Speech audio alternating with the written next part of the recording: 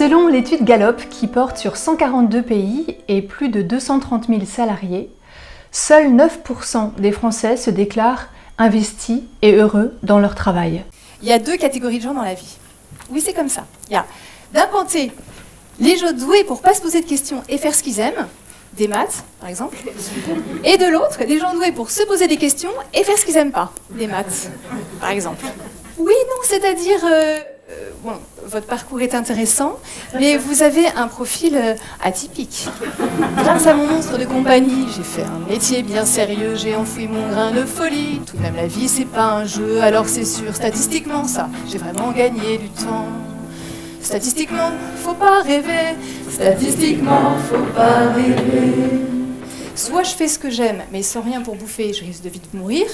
Soit je fais ce que j'aime pas, et alors là, je risque de vivre longtemps, alors que je préférais mourir vite à ce moment-là. Saviez-vous que, depuis 200 ans, l'école a survalorisé l'intelligence mathématique parce qu'on avait besoin d'ingénieurs pour relever les défis économiques de la révolution industrielle?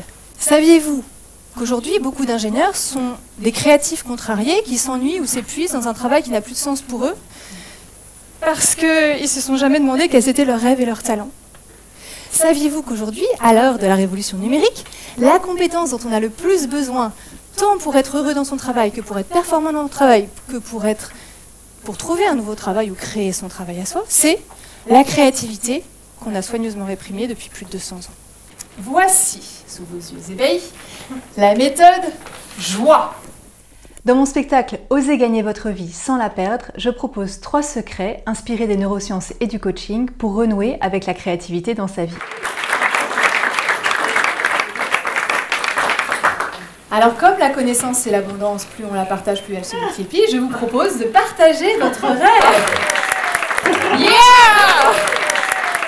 Je me suis acheté une guitare, j'ai pris quelques cours, j'ai vite jeté le prof, et puis j'ai écrit cette chanson qui s'appelle Tri sélectif des encombrants, alias crise de la quarantaine.